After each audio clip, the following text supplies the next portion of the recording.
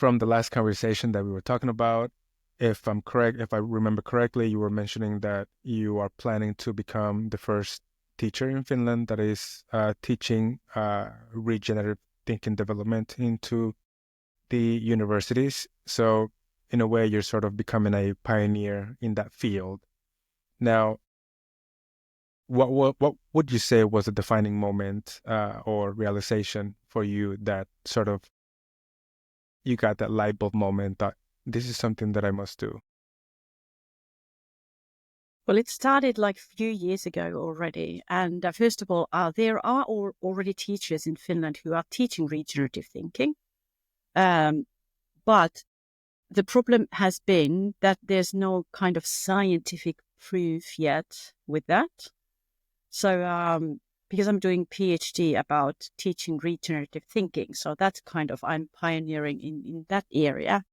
And I've been trying to find colleagues of mine, and I already have few who are already teaching this, but it's not on paper. So in practice, we are doing this in some areas, but it's not on paper. So I'm really interested in that. And also they are doing this globally. But also the same thing, it's not on paper, on scientific papers yet, but it's done kind of unofficially. So I'm really waiting for this kind of trip where I'm heading to and what's going to be the future. So, but let's see, because I started like 2 years ago, and I still remember the moment when I found out that, okay, I need to do something. What's my role in this game? And because I'm doing scientific writing with my boss, and I remember that we were writing some articles about sustainability and future design thinking, because we are using design thinking methods in our teaching. And then I was thinking that, okay, because I know already, and also according to scientific research, I already know that, okay, this is not enough. We are doing a lot of things. We are understanding already the green values. We are doing circular economy, and we are also thinking all the possible sustainable ways how to kind of improve the quality of our life. And it doesn't matter in which area. So it can be in teaching, in learning, in life in general. But I still remember the moment when I was saying to my boss that, hey, there's got to be something more, because we already know that this is not enough. Because why we are receiving these reports from the global level that, okay, our globe's status is not doing well, even though we are recycling things and reusing and doing some stuff kind of which is related to recycling, and it's not enough. Then we started to kind of dig out the words, and then I kind of bumped into the word called regenerative, and then I started to Google, and then we realized at the same moment with my boss that, hey, this might be it. And then we started to Google more. Then we went to Google Scholar. Then we tried to find anything from scientific area. And then we found out that, okay, this is something what we need to do more. And then it started like 2 years ago. Well, it's very good to hear. I mean, I think prior you mentioning it, I had never heard about the term. Like as it is, I have maybe heard it somewhere in a podcast or something, somebody talking about like already putting those things into practice, but with different names perhaps. So it kind of makes me wonder. Of course, it's quite intriguing, given that, well, first of all, the Nordic area is kind of known, especially Finland, known for their sustainable practices. But yet, also in a way, it's kind of a new topic, and I suppose in universities. So it's kind of intriguing also to find out. So those companies that are already doing those things, like, would be interesting to know, like, what was it that drove them to start thinking about regenerative thinking prior being taught in universities. So obviously there's, from what I can see, there's a lot of opportunity in terms of learning about those things. So, thinking about the university students, going into wanting to study something meaningful, definitely then creating those channels and creating classes and, putting things into paper is going to definitely help them sort of find a path forward for them to actually, do something meaningful. Right. So that's very cool. That's very interesting to see. And of course, I'm very excited to see how those things develop, or your research. I suppose you don't have any, have you have any idea as to what are the things that you're going to be researching about, or are you just barely getting started? Well, of course, I have had to have my research plan before I applied to doctoral science kind of as a researcher. So that's kind of done. And I'm concentrating more on agriculture, architecture, and tourist and culture, or tourism and culture. And why? Well, agriculture is very close to my heart due to my kind of early years. And also, I'm surrounded by architects. So that's very interesting topic as well. I mean, as an big entity. And also because I travel a lot. Because my other half of my family, they live in Australia. So, of course, we need to fly. Otherwise, the trip would take too much time. But anyways, so that's kind of the thing. And what I'm doing kind of constantly, that I'm flying quite much and I feel so bad about it. But I need to also fly due to business. And while I'm educating students from different parts of the world, so I usually go by airplane. And that's why I was interested in that as a tourist, what can I do for the climate change that I could reduce my carbon footprint? Because we all know that flying it's the bad thing to do. But I was kind of interested in that as well. And the kind of the second thing is also that these areas already, they have been doing scientific research about regenerative thinking, or kind of regenerative architecture, regenerative agriculture, and regenerative tourism. So there are lots of scientific research done on those areas. And also, what I also found out when I've been kind of trying to define this definition called regeneration or regenerative thinking, I found out that storytelling is very important, plays very important part in teaching regeneration. That's what is behind that. And we need those stories. And we are already having stories from those areas. So that's why I need to concentrate on those. So this is kind of the topics what I'm concentrating on. And every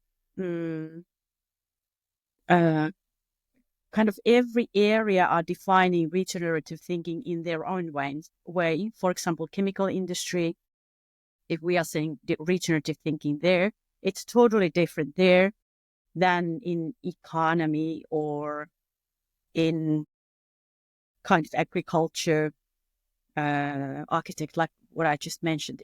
It's totally different thing. And a new thing is also that healthcare business is starting to enter to this area as well. So it's very interesting too. Yeah. So how these different areas are defining regenerative thinking, but of course I needed to narrow down because otherwise I would be in trouble. Yeah, absolutely. I mean, and just thinking about the agricultural side, I had a little conversation with Will Harris, who runs a regenerative farm in the US, White Oak Pastures. And, like one just kind of thinks, okay, so how is the farm regenerative? And I think many of us, including myself, didn't have any idea as to what that is. We thought maybe that, okay, maybe just grass fed, they're free range, that they use rainwater. But in practice, I mean, there's so much more involved in sort of turning an industrial farm into a self-generative one. And that is quite impressive. So it would be interesting to see how those things develop here in Finland, but of course also in Europe. Now, on that same topic, thinking about how challenging it can be for farmers and for the agricultural sector to sort of transition into more regenerative practices. What are some of the challenges, that they might be facing? I mean, we have already seen in Germany, for example, strikes, sort of the government perhaps, removing some of the support that they were previously, giving the farmers. And I mean, realistically, we depend on the farmers. So in order for us to eat, they need to be able to produce our food. So in terms of, let's say, adopting those new practices and convincing farmers to take on that path, like what is our role as a society, but also what is the role of our government in terms of how we can make these things happen? How do you see those things? Well, of course, we are not alone here. And if a farmer wants to be a regenerative farmer, they also need some support. So that's kind of their first question, of course, because it's also a business. Those people are earning money when they are farming. So that's kind of the natural thing, of course. And the first question what I have received is that, okay, is this profitable? And yes, it can be profitable, but of course you have to take some time to kind of reorganize your farm in regenerative thinking. And we already have some very, very good examples in eastern part of Finland that how this is working, actually. But you are very right. You mentioned very good word in your question, and it was the government. And in regenerative thinking, we are also talking about nestedness systems. So we are all connected to every element also in our life, and we can't do this alone. So the farmer also needs support from government. So they need the politics, they need their support kind of to make this switch. The problem is that they are getting subsidized money and they are also receiving some funding for their farms for the current system. But how to make this shift more into a sustainable way? Because we already know that there are very good examples in Australia, in US, in Mexico, that they are kind of doing this no-tilling farming. So they are not using tractors anymore in their fields. So how they are doing it? So this is number one. And also they have to do some rotation in farming, that how each kind of every plant is kind of supporting each other, that they are also fertilizing the kind of the soil. Because in regeneration, you can't either put the preservatives to the land. So how to make this switch and how to get money from, for example, from EU or from Finnish government to make this switch. So that's kind of work in progress, but we really need to have all parties in. And also I can see that there's a collaboration also with other farmers, because we already, like mentioned, we already have some examples from countries I mentioned already earlier, that the farmers are talking with each other. Okay, so if the neighbor is doing it in regenerative way, so how can the next one turn into the same direction? And I'm not telling that every farmer should be regenerative here, but kind of take more kind of the next step towards more sustainable farming. So these are kind of the ways what I've learned and what I've heard. And but in Finland, we should kind of take the next step towards government and also towards the politics, and tell them that, hey, if your soil is healthy, it will produce healthier food, and food will produce healthier animals, and also people, and also healthier veggies and fruits as well. So this is kind of connected system. That's a pretty good answer, in terms of things that we may need from the government. But I also think, I've thought about this for a while as well. In terms of, at the end of the day, the consumers, the market are the ones that sort of dictate how the market is going to behave in terms of supply and demand of products, whether it's meat or vegetables. So in essence, I think we all, as citizens, as consumers, we also have like a deep responsibility into being mindful of what we are consuming. Thinking of vegetables, it's obviously unnatural to want to consume, for example, avocados all year long, consume blueberries all year long, strawberries all year long. So there's definitely a lot of room for improvement, like as individuals as well. We really need to sort of maybe learn new ways also to consume what we are consuming, right? For the farmers, thinking about, for example, meat production, obviously, or I don't know. I mean, this idea, it's always kind of confusing to me. I'm still trying to learn what are the best ways for us to to eat. Growing up in Mexico, obviously, in a very poor area, we didn't eat much meat. It was like a once a week thing, right? And then whenever I moved to the US, obviously, we had a little bit, better possibilities to buy more food. But then it sort of shifted into this, I guess, like a new habit of eating some kind of protein every single day. And you become used to it. So that idea as well, it seems that it has, in a sense, gotten globalized, the consumption of meat and or any kind of protein, right?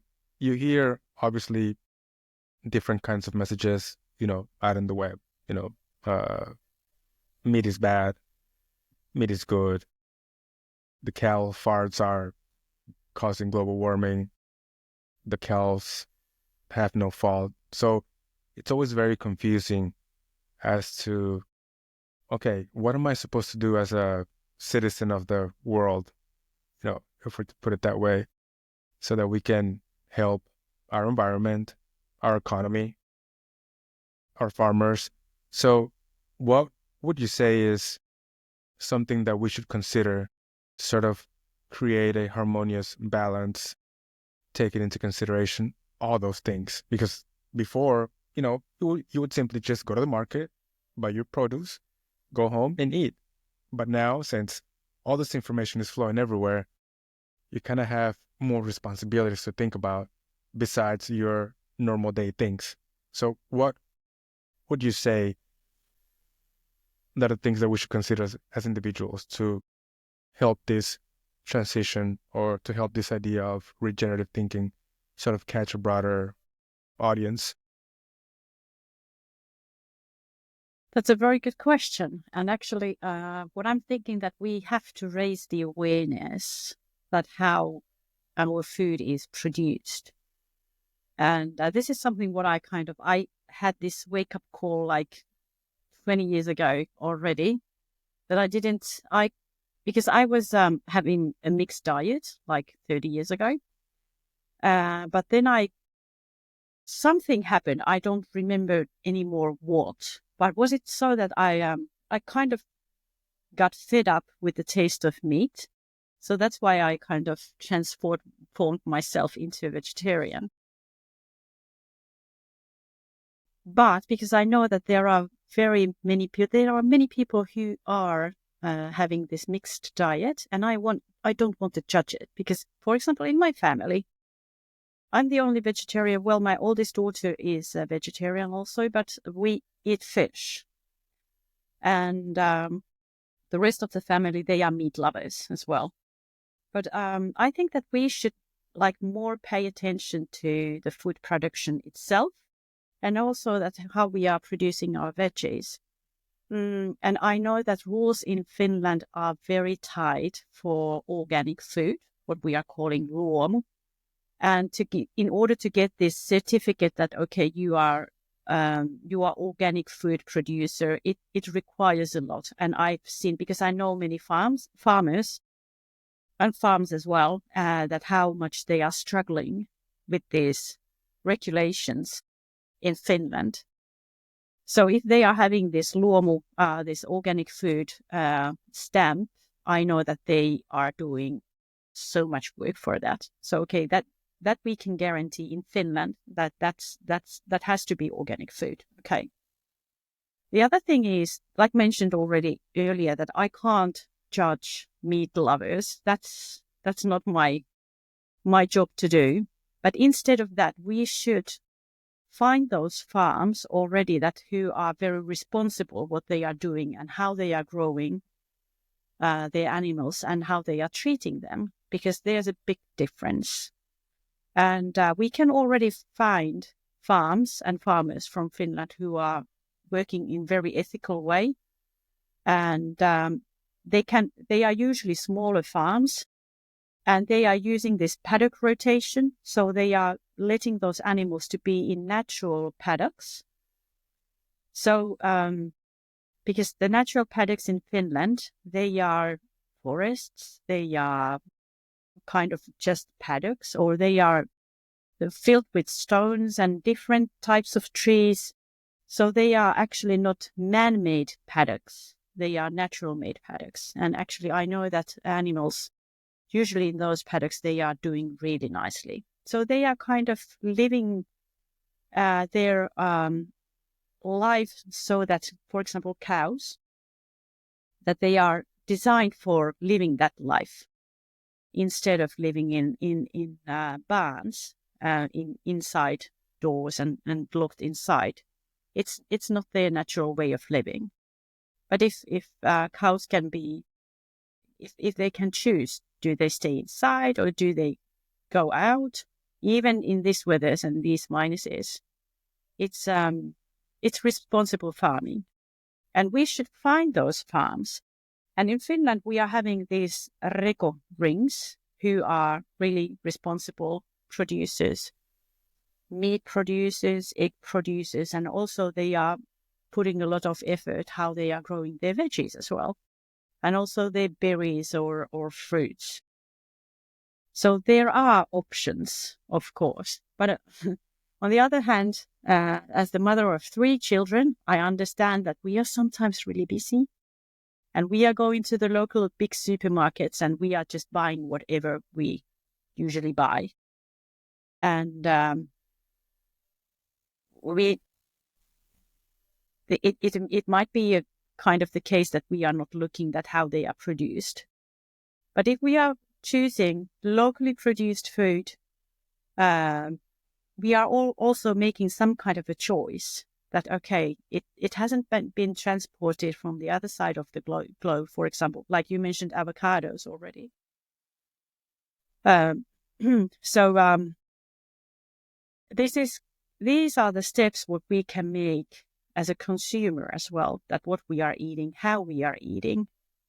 And but it's also making compromises that, okay, now we are having a family dinner, big Sunday family dinner, and we are kind of really putting a good effort on this food and kind of take these minor steps. So we don't have to change our whole entire life. But okay, now we have to be all vegan, or we have to be that we are using all these local producers or reko rings and things like that. So just take the small steps, and that is already making a huge impact. Yeah, couldn't agree more. Obviously, there's, besides the positive impact in the environment, there's also the positive impact in your body. Obviously, before there wasn't a lot of this information, wasn't so much available, and you would think that, okay, I'm going to go to the supermarket. Like I said, in my case, growing up in the US as well, not knowing about the amount of pesticides that are put into vegetable farms and all those things, you sort of, over time, sort of learn, I guess, by making mistakes. It's like, okay, I thought I was eating clean, but it turns out I was eating a bunch of chemicals. But then, okay, now I should look into organic food. Uh, what are the best, or like, what is even organic food? Because of obviously there's also the whole concept of, I don't know if this applies also for that, the greenwashing concept that, somebody may say it's organic, but in reality, it may be not. So it's also maybe hard for, let's say, other places or other countries to like really, really be sure that the products that they are purchasing, that they are 100% organic. Obviously, we are quite lucky here in Finland, given that there is strict regulations into those certifications, right? So on that part, we are definitely, in a good side. But I just can't help to think like in other parts of the world where maybe it's not so much instilled in their culture to look at the labels and not just the front label that says sugar free, but then you look in the back and it has all this other, garbage. So yeah, I mean, like you mentioned, definitely making awareness of these things, talking about these things, and also figuring out, I don't know, I guess testing and trial and error.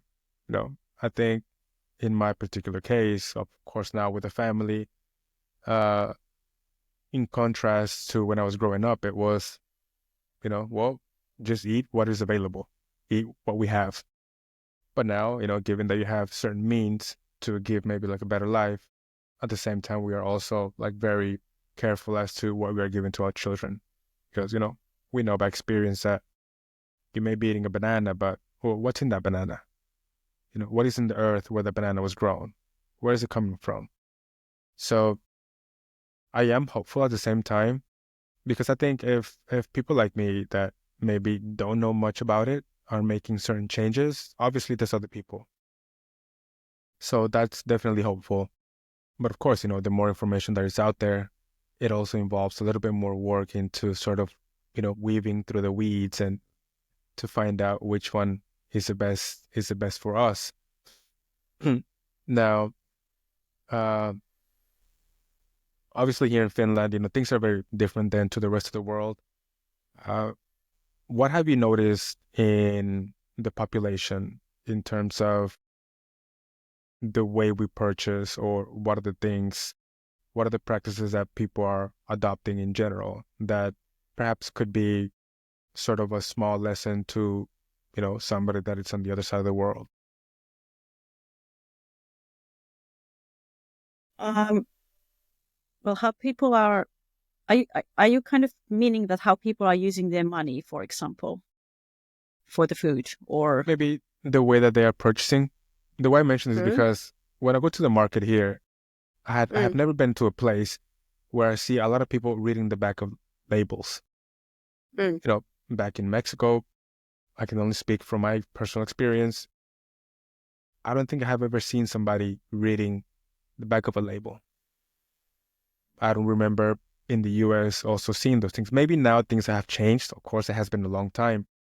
But it seems to me that here is like a very common thing to do, that people will take a look at something and then we'll read the back. And I used to not do that either until, well, I noticed my wife doing those things. We'd be at the market and then we would take such a long time, and I would think, what's taking so long? And then I would look, she's like reading every single little ingredient that that product has, and based on that, deciding whether she would take it or not. mm. Yeah, that's very interesting. Kind of what kind of transformation we have had, because I remember exactly the same time what you said, that back in Mexico or in US, you didn't see that people were reading those labels, that what's actually in the product itself. But nowadays, the things has changed, and people are. I can see that this is also because we have raised the awareness. I mean, kind of in Finland as well, but globally as well, that we really want to know that if we are going to a restaurant, we want to ask that, okay, where this fish is coming from, where this meat is coming from. And I really like it. And I'm favoring the local products as well. But of course, sometimes you have to and you want to taste something different, kind of seasonal fruits or something. And as we know that most of the year we are Arctic country, and we don't grow that much fruits. We don't have lemon trees or persimmons or especially avocados, etc. So we want to also kind of expand our food variety in that sense. So that's a good thing as well. But I think that people have realized that some products are coming very far away. And of course, it has its effects to climate change as well. But I wouldn't kind of recommend that people are so strict with their diet. Mm-hmm. Of course, we have to be conscious that I want to, for example, concentrate on food that is produced in Finland. Or the other thing here, we are so lucky that we have this everyman's right. So we can pick up our own berries and mushrooms from the forest as well. So that's a huge thing to do here during summer times, because I'm that old-fashioned that I am picking up the berries and I put them into a freezer so I can take them during the cold winter months and offer those products for my family. And kids are asking that, hey, where's our strawberries? Are they already gone? Well, take some raspberries or take some blueberries. So this is something what I really love, and we are lucky to be in this country that we have this right. And I'm just I want to encourage people to utilize that right, because that's something what is not in every country. Basically, Nordic countries, yes. But the further down south we are going to the Europe or to the other countries, there's not that kind of a right. And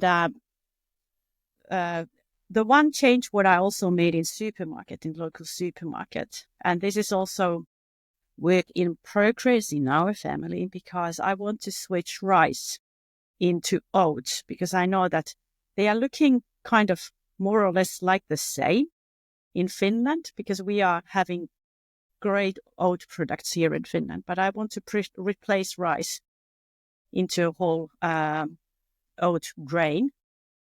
And my family was, okay, this is tasting like an oat porridge, Mom. Really?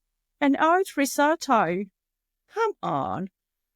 So it takes time to kind of make these changes, but I'm still kind of encouraging people to read those labels, that really take a look at what's inside. And if you're having an organic product in your hands, and if it's from Finland, you can guarantee that it's organic food. But also there are tons of different labels in all over the world, which are saying, like you mentioned, that they are organic, and actually they are not. But just take a look at the labels. But once you have checked the label, exactly what your wife is doing, then we know that, okay, this is something what we can use, and this is something what we are leaving into the shelf. Because I understand also that one thing which is related to money and also related to inflation rate, because we had a couple very bad years. People were really struggling with the food, and they are still struggling, that how they can manage every day in these circumstances when there are low-income people. And I wouldn't judge that. I would anything I could get into my hands, really, and not getting any bad vibes. For example, that I because simply if I don't have money to buy quality food, then I just need to buy whatever I can and not feel guilty about that. Really, this is something. Yeah, absolutely. Yeah, Yeah, I couldn't agree more. Of course, if you have the means and the knowledge to be conscious about what you're buying, go for it. But I completely understand also the other side, that, well, the reality is that not everybody has those possibilities, and it's all about, whatever you have in your pocket, whatever you can afford, then, go for it. Yeah, I can understand that side as well. And of course, we cannot maybe demand from those people that are not as fortunate to take on those practices, right? So, but of course, from the ones that we do have the ability to do so, of course, it just takes a little bit more time to get educated on those things. Now, something that I'm curious, so this whole concept of, because it seems to me that it's a cultural thing, the check in the back of the labels. Is that something that is taught in schools? Where does it come from? Very good question. I don't even know because it's not taught in the schools. Okay, I that's think so. interesting. I should ask my children actually. That's how they are thinking. But I think that it's not taught in schools. I think that mothers and fathers or parents are teaching that. Yeah, maybe. That's an interesting thing too. Because I know, I mean, overall, the culture here seems to be very healthy, very active, going out into walks, going into the forest, and like being mindful of the time, which is something that I obviously at first it was kind of strange to me to learn those things, and more importantly, the why behind it. Like why do people go out for walks? And then you talk to Finnish people and they sort of tell you the Finnish way of living, and then okay, that kind of makes sense. But it takes a while. It takes a while to learn culture. You can see it, but if you didn't grow up here, it takes a little bit longer to like fully understand, why those things are important and how they see those things. So yeah, that's always pretty interesting to me.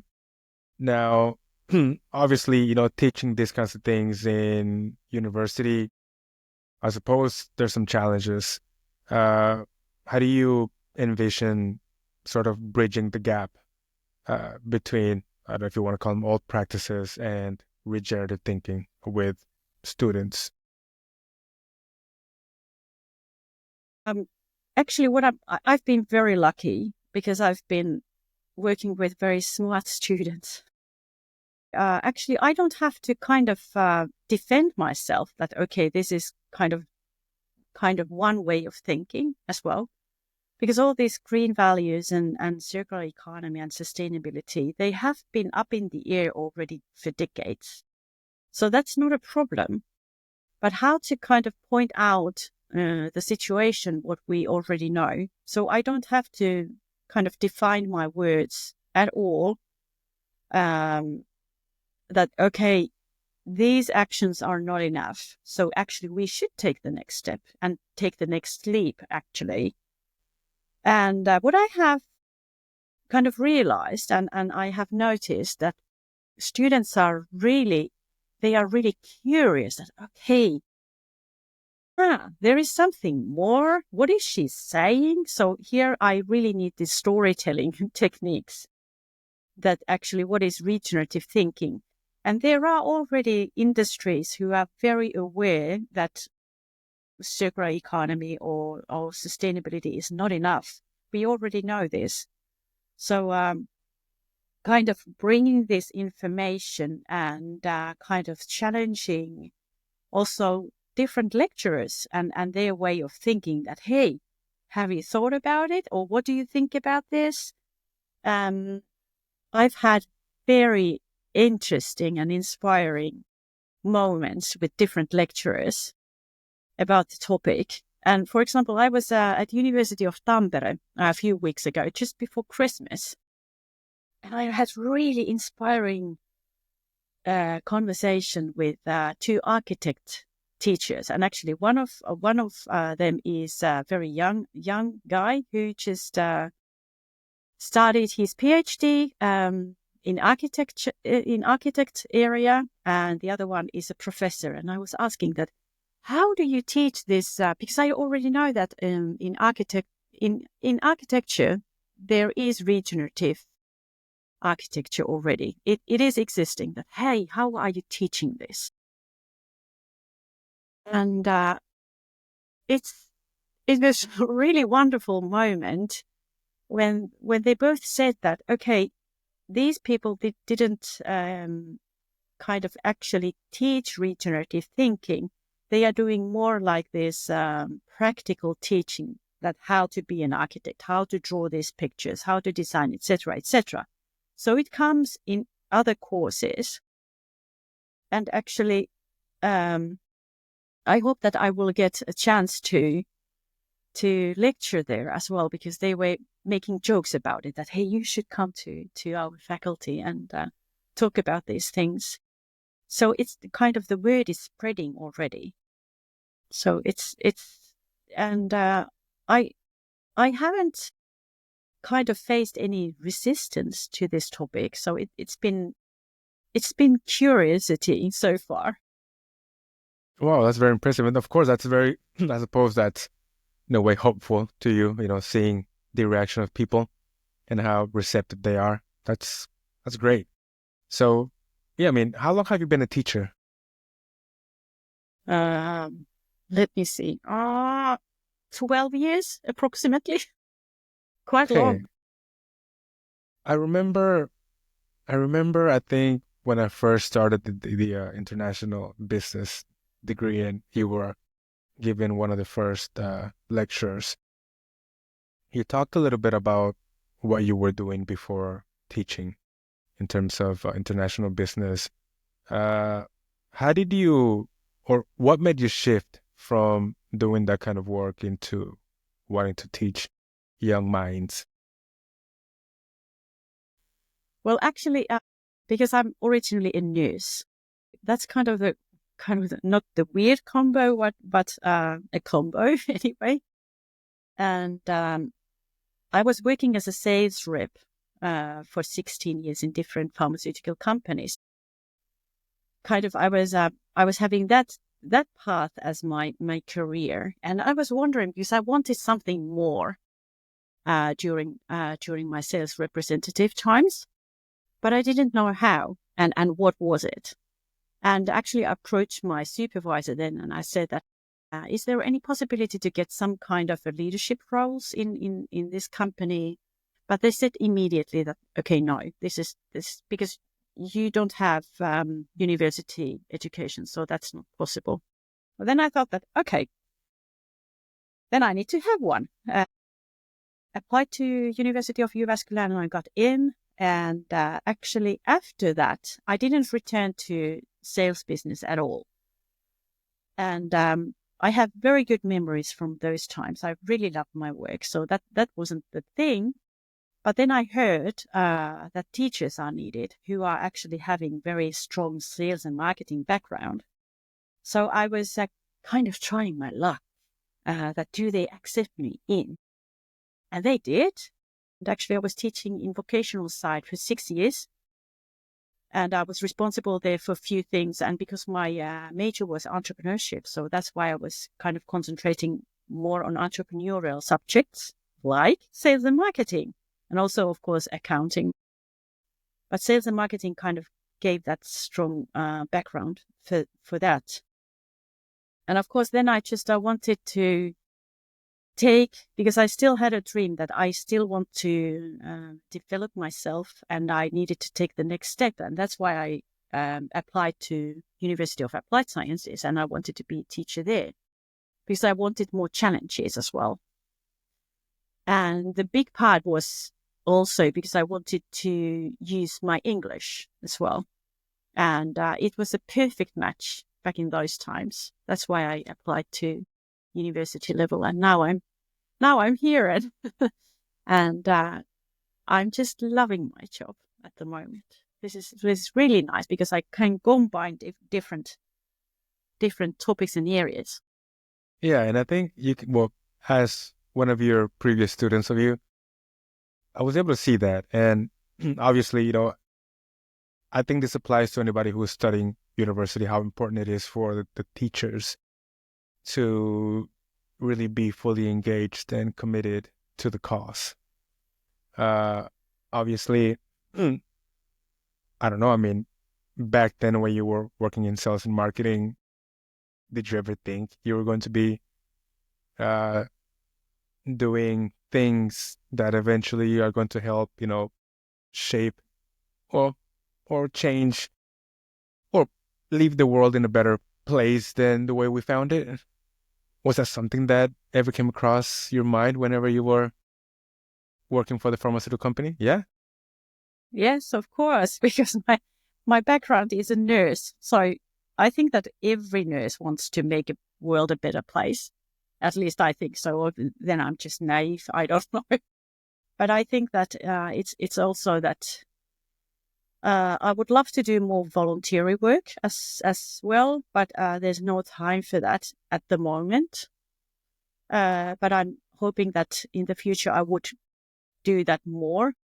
But also in teaching, because I can share all my experiences and I can share the stories. And I think that my students are deserving the best what I can get out of me. So I'm emptying my pockets to the table for the students. And I think it's my role and I really love it. Because the good side also is that it's not just me who is talking and telling that, hey, do you know that I found out this and I found out that? Because I'm also getting back something from students, and especially from the adult students, because you already are in the working life. So you have many experiences already and you have many perspectives and different points of views. So I can kind of combine everything, and I really love it because then I can kind of formulate my world as well. So this is kind of, I think it's not in my head. The teacher is, well, he or she, we are not on a higher level of position, but we are co-workers. I think that we are, because we need to share the information, and also the younger students, especially the younger ones, they are really good in digital things. So I think that all this combination, what we are kind of creating together, I think the world is a better place after that, after those courses, what we have created. So that's really inspiring, and that kind of fires me up. Wow, wow, that's beautiful. I'm so happy to hear. Of course, I always wonder when I meet people that are that are interesting or that like to challenge themselves. I always wonder, so what's that one thing that makes them tick? And hearing you talk about these kinds of things, it just shows the level of commitment that you have. And of course, I'm obviously, as I mentioned before, I was very grateful and lucky to have you as a teacher. Also, going back to that first lecture that you were introducing, as I mentioned previously, something that really caught my attention is that you're a triathlete. Yes. So you were mentioning earlier that obviously you would like to do, more things voluntarily. And I know that time is time is a factor here, but yet you're still a triathlete. The Yes. one thing that came to my mind whenever I was, hearing you talk about those things at that time, 3 years ago, I thought, okay, so she's a university professor. She has a family. She has to produce all these lectures, all this material, read, grade, read people's thesis, guide them. How do you find the time to be a triathlete? Because it's not like you're training to run a 5K. It's a triathlon, and that takes hours and hours and hours of preparation. So can you tell me a little bit about how you came into the sport and how you slowly sort of came to fitting everything together so that you could also do something that you obviously love, right? I love it. Yeah, it's a little bit lunatic thing to do at the same time, but you should hear me yesterday training on my indoor bike. My family is always laughing at me when kind of I'm having very heavy sessions as well. So first of all, I have the world's best coaches, and actually, when I woke up when I had my first child, and because I had very high blood pressure, and I didn't do much sports back then when I was at my 20s. So I'm not a natural kind of sporty girl. So that's not me. I was playing piano and doing horseback riding. But after having my first child, I kind of realized that, okay, now here is a little creature who really needs me, and she's really dependent on me. So I really need to take care of me as well in order to take care of her as well. And then I kind of woke up and I realized that, okay, I'm in a risk group. If my blood pressure is so high that I barely can carry myself with a child, so I need to do something. I really need to do something. So that was a real wake-up call. And after that, I started to do first long walks. And then I kind of found myself that, okay, I've been running 8 marathons. And it was really nice. So it might sound a little bit crazy thing to do, but I think that the most of all, this is all about prioritizing. The coaches are making really, really good programs for us. And actually, it doesn't take that much time. Even though I do the full Ironmans, it takes only, in my world, it's only 10 hours a week. So it's not much. So there are also days off as well, because our combo kind of training sessions, they are quite long. And they are during the weekends. So I can kind of fully concentrate to kind of take care of myself during the weekends, and they are really early in the mornings. So that's kind of scheduling all the times. And the one thing is, what is very good, because in Finland, we usually have very long winter months. So we can't bicycle outside. So I'm having my indoor bike here. Well, actually, it's my tempo bike, triathlon bike, and it's on trainer. But it takes hours, like you mentioned. For example, 2 weeks ago, we had a 3-hour bike ride on Sunday morning. But it also ensures that while I'm doing these slow pace bike rides, I can think. So meanwhile, I'm doing my rehearsals, actually, I'm thinking all the time. I might kind of take some podcast into my ears and listening to that if it's related to my topics. I very rarely listening to the music because I'm thinking at the same time. So actually, while I'm doing my rehearsals, especially those low-pace rehearsals, I am structuring my head.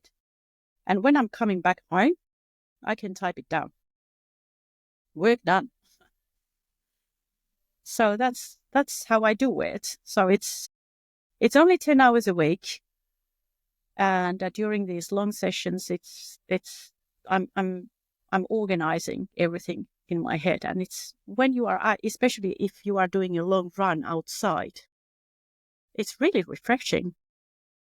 Yes, it is. Yes, it is. I've maybe a year and a half ago, I did prep for a marathon. Not to compete in an actual event, but I was just curious. I think when the pandemic hit, our CrossFit gym back in Mexico, we were in Mexico, it was closed, but we were still able to go outside. Since we live by the beach, it was very easy to just go out there and run. And of course, I was also influenced by, the crazy guys out there on YouTube that are running ultra marathons. And I just thought it was fascinating, given that a lot of the training that I would do before was CrossFit. So it was very common that on a daily basis, you go into this pain cave, right? Of just pushing and pushing and pushing. But in running, I had never really done any long distance running. And something that I'm always very curious is, of course, somebody that has never run before, maybe a 5K, it sounds something very crazy.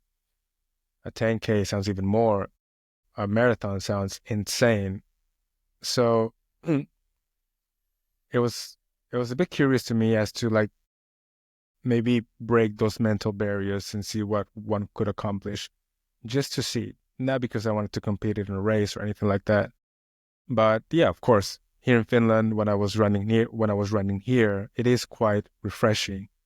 And actually, for me, it's kind of interesting. So whenever I would do my long runs in the winter, given that I'm from Mexico, it's freezing for me.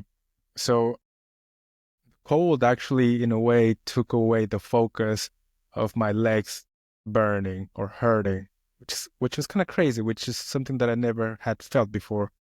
Do you do you experience that as well? Or obviously, I'm sure your pain tolerance is a lot higher and different. What's your relation with that pain cave? I suppose you reach those moments whenever you go and compete. How do you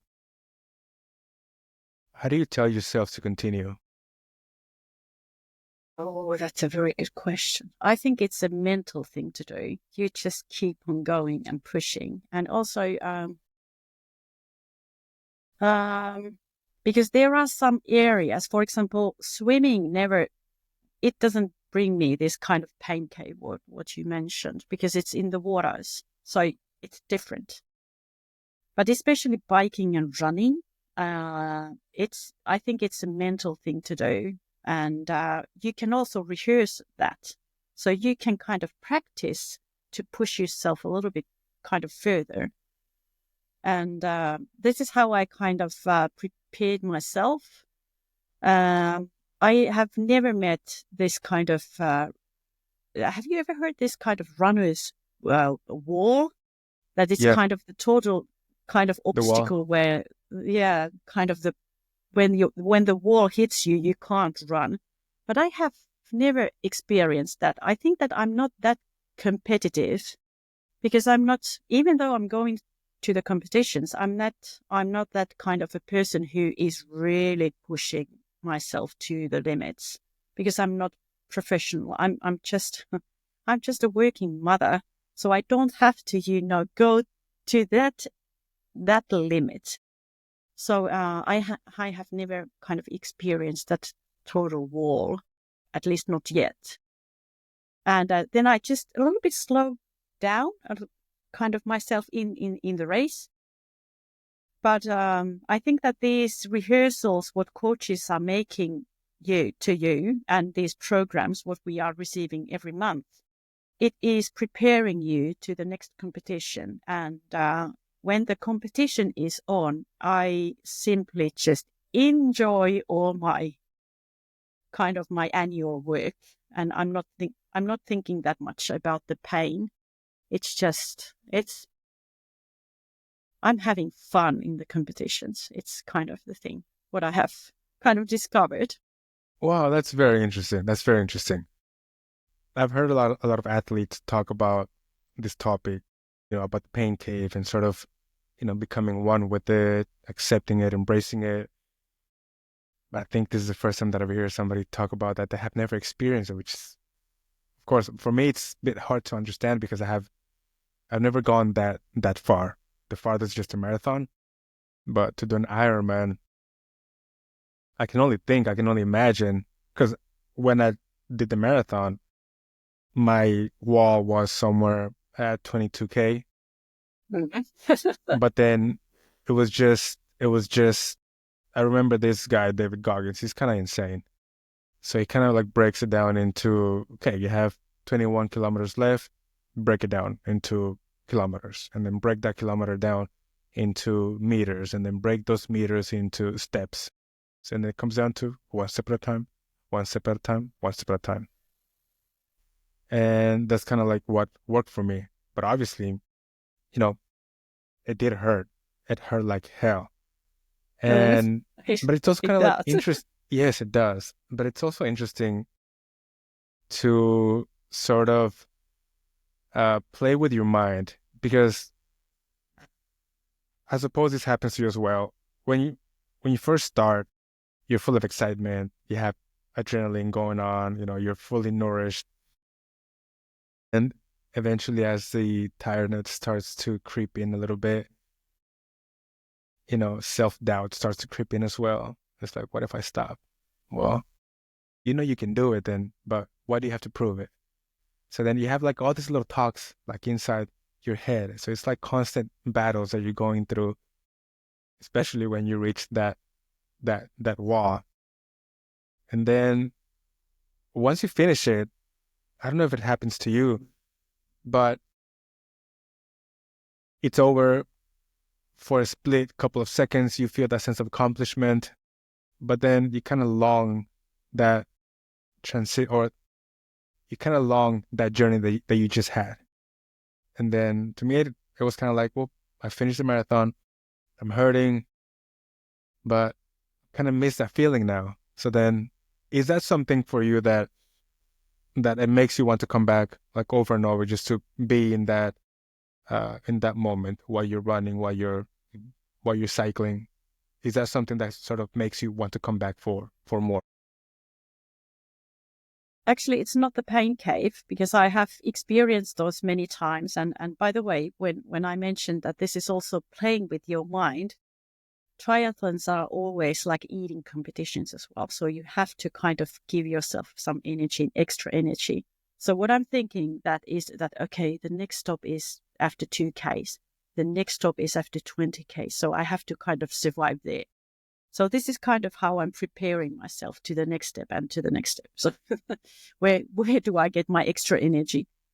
And it hurts. Of course, it hurts, but it's something I have kind of learned to deal. So I think it's part of the business. But how this originally started, I mean, this long run and these extreme competitions, it started from my health. Because as a nurse, I have seen many examples that how people who hasn't done anything physical or any exercises, that they can be at my age. I'm 53, by the way, now. So they can be really in a bad shape and they can't walk, or their balance is very bad. Or after, let's say, 20 years from here, they are kind of really needing assistance in the stairs or something, kind of pretty kind of simple examples. And I have seen this already in my family as well, in my family members, and I don't want to experience that. Not when I'm 70 or not when I'm 80. I want to be independent. I want to live at home as far as I can ever kind of survive here. And I want to that's my kind of... Your why? Kind of my dream. And it's also that makes me always come back, that I need to be my own best friend in that sense. And I need to love myself that much that I am capable to take care of my children, because my youngest is she's only 12. And I need to be there, I need to be here for them. So that is something where I'm not even struggling. It's just that, hey, I have to be in a good shape for my family, and also for myself, of course. Yeah, I completely get it. I think it's that, if you want to call it, like a sense of moral responsibility, towards yourself and towards the people around you, right? In a way, all the actions that we take upon ourselves or out into the world sort of also affect ourselves and also the people around us. And we don't, sadly, sometimes people don't really think about it in that manner. I think I'm also on the same boat as you in terms of why I like to exercise. When I was younger, in my 20s, it was absolutely for vanity, right? But now, Yes. of course, as I have children, and just paying attention to the world. Sometimes you're outside and you see maybe, and I'm not judging by any means, maybe a father that is a bit overweight, just sitting on the park bench while his kid plays in the sandbox. It's like, well, I'm not sure I want that, or I definitely don't want that. So like, I think it makes a lot of sense to, do things for others, and along the way, you sort of take care of yourself, right? And also, it also it's just going to leave great memories and great examples for the kids. That's sort of my purpose as well, right? Whether it's I'm doing, exercise just to sort of show the kids that, that it's important to, stay healthy, to do something hard, because it also, I think it allows you to confront problems or challenges in a much better way. You can actually take a stand So, for example, I mean, just you doing this Ironmans, your capacity for pain, if you want to call it that, even though you don't experience pain, it's still, I'm sure it allows you to confront your challenges from your life in a much better position that if you didn't do anything that it's slightly complicated. And that's also one of the reasons why I'm doing this. I know that there's a lot of things that need to be learned. And there's only one way that we can get those things is by talking to people like you, people that inspire us, people that we can learn from so that we can also hopefully inspire the little ones, right? So it kind of, in my particular case, growing up without a father, my mother was working. I had to look for examples of parents pretty much anywhere. And I had to sort of weave out the things that I didn't want to have in myself or even to have as a parent when I was to become a parent. And I think there's no better way of living life than to serve others. And on that same note, you will be serving yourself. So yeah, that's obviously very, very inspiring to me. And that's why I wanted to touch base on it, because I think a lot of younger people can hopefully, some of the listeners could sort of, hear from you, hear about your experience, and maybe realize that there's a lot of unlocked potential that we may have if we can just maybe challenge ourselves a little bit. And like you said, maybe you didn't want to start right away. I'm going to run an Ironman. You simply just started by taking long walks, and then maybe those long walks were not enough. You wanted to run, and then those runs were not enough. You wanted to swim and bike. So I find that like very inspiring. If you don't mind me asking, what do you kids think about you doing this Ironmans and these crazy things? Uh, they say that, okay, Mom, you're just a lunatic.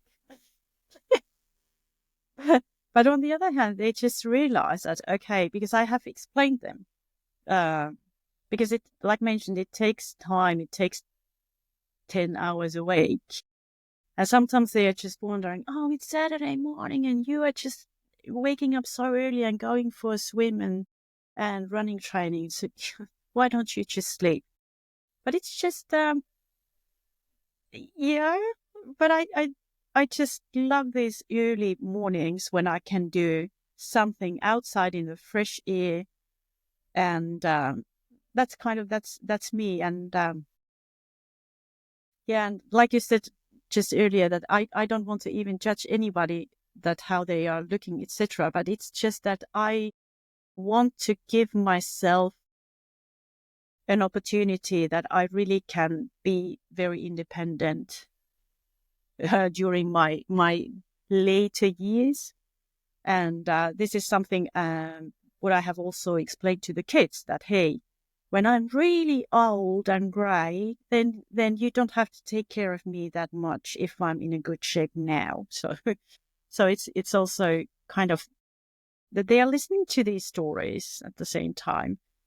But also because what I'm doing a lot with my children, we are just lying in the sofa, just like broccolis, and we are watching some stupid movies and pampering ourselves and with some good food and lollies. And yeah, that's kind of the other side as well. So they are seeing quite relaxed mom as well at the same time, I think, at least. And they are sometimes laughing at me, but I know that especially my older kids, they are highly appreciating what I'm doing, but of course they are making jokes at it. That's very nice. I suppose, well, if we go back to our kids stage, a lot of things that we saw, maybe we didn't pay much attention, but I think they definitely stayed. I think a lot of the things that sort of form ourselves come from experiences that we had in our past, and maybe seeing our parents, whether it was a positive thing or a negative thing, we sort of take note of those things and decide what we want and what we don't want. And I've had these conversations, about parenting and about the kids, with other fathers as well. We sort of talk about what are the things that we are doing to sort of show an example. I was talking to this guy. We meet every once in a while to bake pizza. We're talking about those things, and I was saying to him, I said, hey, I think it's pretty special the fact that that you gather us up. We bake pizza, we talk about life or football, whatever it may be, and then every now and then your kid will come in, ask for a pizza, and he'll be on his way. I said, I think those are great memories that at some point maybe your kid is gonna look back and think, I had a pretty cool dad. He baked pizza for us while he was hanging around with his friends, talking about these kinds of things. So it sort of like sets, I think, good examples for the kids. And like I said, like I can only hope as well that the actions that I'm taking now are going to be a reflection for them as well. And of course, to be even better, whatever that means. Yeah, that's pretty inspiring. Now, obviously, you talked previously about finding a way to organize yourself, to be with your family, to do your hobby, to teach, to continue to improve yourself in your academic career. What advice would you give to the younger generations so that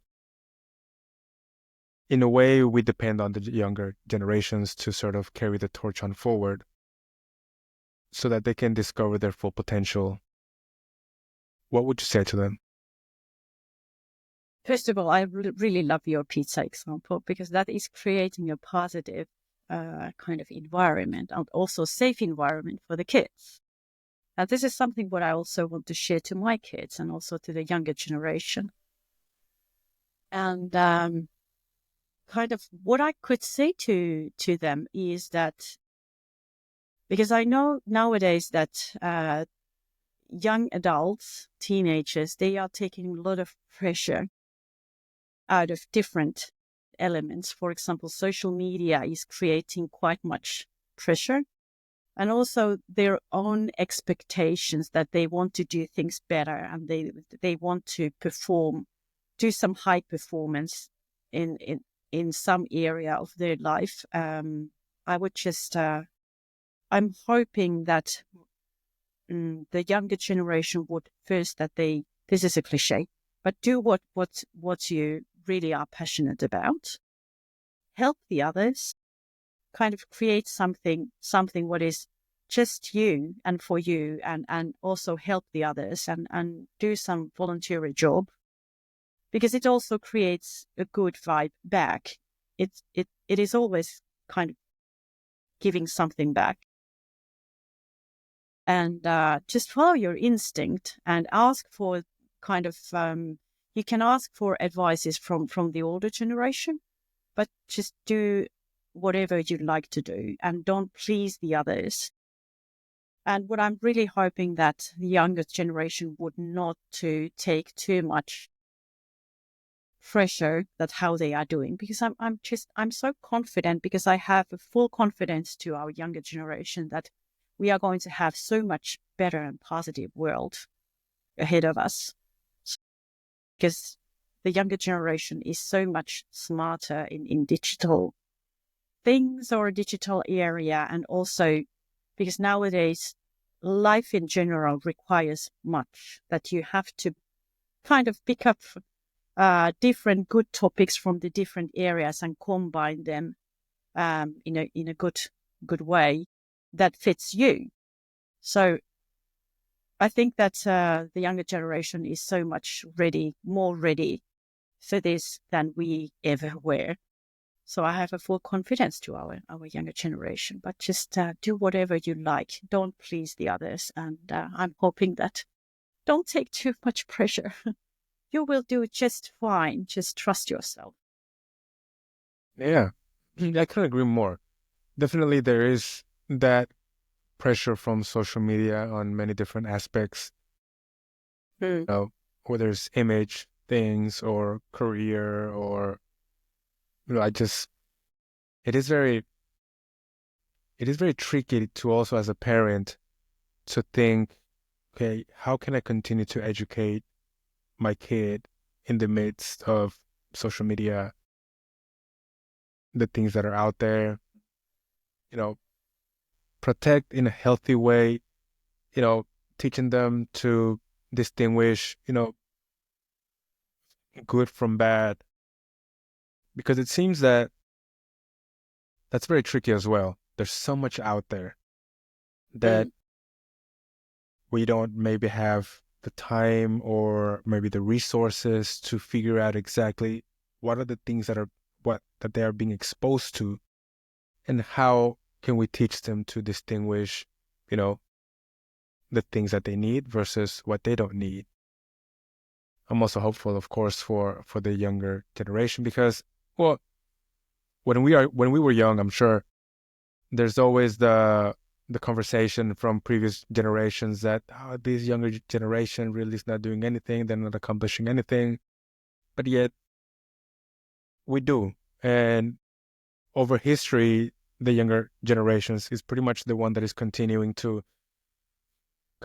push the world forward. So I also don't believe a lot of the talk that the younger generation are going to be the ones that sort of take us to doomsday, because I just don't see it that way. I think there's a lot of good in the world if we just pay attention to those things. There is bad, of course, and we have to pay attention to those things to sort of point those out. Like, hey, those are the bad things. But there's definitely a lot of good. Yeah, I think about this a lot, definitely. And we talk about it a lot. So, okay, how can we teach our kids? How can we continue to improve those things? I think it's also just, having communication with other people, hearing people's point of view, learning how to talk, learning how to think. Maybe that's one of the biggest ones. How can we ensure that we are teaching our kids how to think properly, whatever that even means, right? Yeah, that's something that we have to think about as well. And of course, having conversations like this just makes it a little bit easier, maybe less challenging. Now, so you're going to be starting soon your PhD research. What are you hopeful for with this new upcoming project? Yeah, I'm hoping a lot. What I'm kind of hoping the most, I think, that I could create something.